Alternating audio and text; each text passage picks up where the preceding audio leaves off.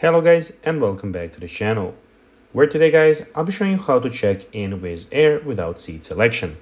Now guys, the first thing that you of course need to do is go to the Google Play Store or the App Store and download the Wizz Air application. Now when you did that, you just need to go and log into your profile. But guys, if you do not have one, you can always go and register to Wizz Air. But guys, if you do not know how to do that, you can always go to our YouTube channel where we have plenty of how to Wizz Air videos where you can see how you can do this. Now guys, that we got that out of the way, let's see what we actually have in front of us here. So as you can see here, we have the Wizz Air home screen where you can go and book a flight. So you can find booking here. You can book flights, hotels, or a car, as you can see.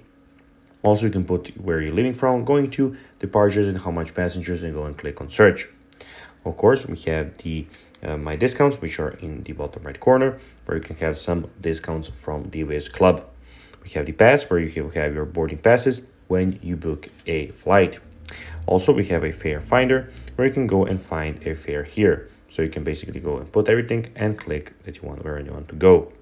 Also, we have on the top left corner, as you can see, we have a lot of options from your sign in, your rentals, cars, everything, customer service, your profile, settings, and of course at the end, the sign out button.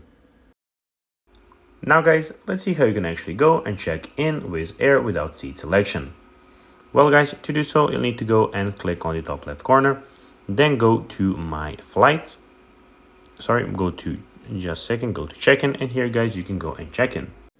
So guys, that will be everything for this video. I hope that you found this video informative and entertaining guys. If you did, don't forget to like this video, share it, subscribe to the channel, and put the notifications on. And guys, as always, I'll be seeing you in the next video. Bye guys.